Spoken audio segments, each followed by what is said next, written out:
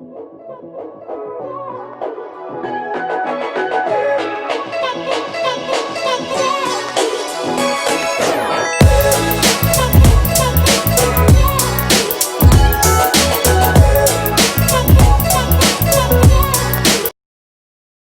Tushar, how did you end up writing a BTS song?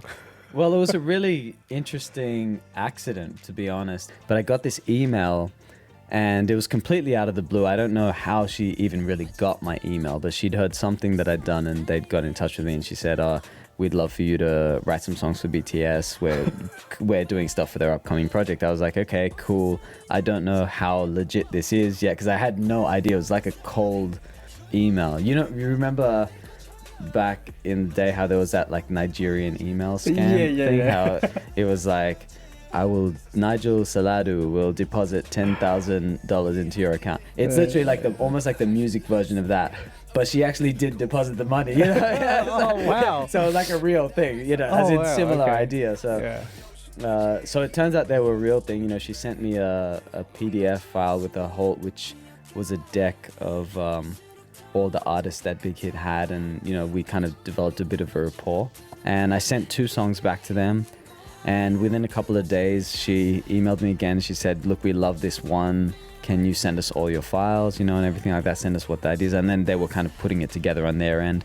And a couple of days later she told me it would be on the album, and then I totally forgot about it, to be honest. That was that was January, and then I kind of let it slide. And in the meantime I was working on some other stuff with the label for TXT. I was doing some other things in Asia and obviously doing my own work in America, and I completely forgot about it. And then suddenly the album comes out and everybody's hitting me up on Instagram saying, hey, is this your song, is this your...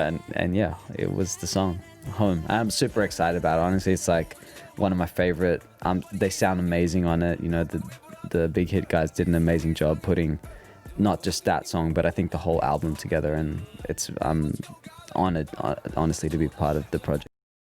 My name's Tushar. I'm a producer and songwriter. I'm originally from Sydney, but now I live in LA. I've lived in LA for the last 8 years.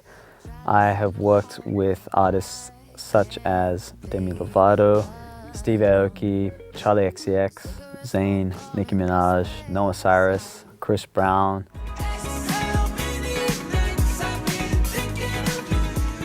When the Demi song went #1, I thought, man, this is amazing. Like, out of all the songs that are around in the world right now, ours is the #1 song in the world. I'm so sorry, I'm not sober anymore. I've done a bunch of work in Korea. I have had the biggest Indonesian song of last year. I had a Chinese record with this guy Lu Han, who was in a big K-pop group called EXO. The Babyface thing was really cool. That's like the soundtrack to our lives for any of us, especially any of us in, I feel like, ethnic communities. We really grew up on that music. So to work with him was surreal, amazing. I've been drinking this place for days. Tushar, I think, was very special for these guys because there was a freshness and a newness to his sound. Tushar was one of those unknown songwriters, very courageously packed himself up and moved to LA without any assistance, without any infrastructure. He'd been there 2 years, surviving, I believe, off noodles. I hit the absolute bottom. I thought, I'm going to move back to Sydney and book my flight and go home. I got a call from Millie. I called him. I said, well, the curators have brought us to your attention and they've also chosen you. We are funding your trip to Toronto to go and write for 5 days. And I think he started crying or was very excited. It was both. And he said to me that was the day that he had decided to throw it all in and come home. The rest is history. He has signed a major publishing deal, which is very important for a songwriter and producer to have, and the world is his oyster now.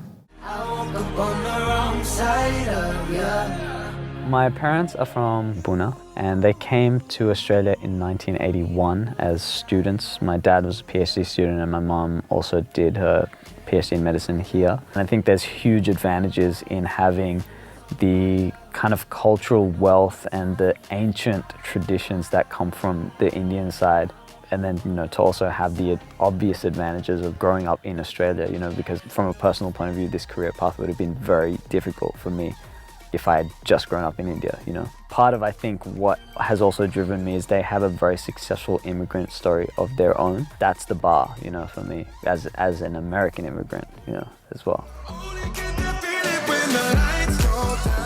So Tushar has recently also been appointed one of our first Indian Australian ambassadors, which we're very, very excited about. And he will be based in LA and working for us as a representative to give that courage and strength to say you can do this too. If one person with a creative bent can see this journey and hopefully step out from there, then that's a responsibility I feel like I have to say, like, there is a very real path you can take if you're a creative individual in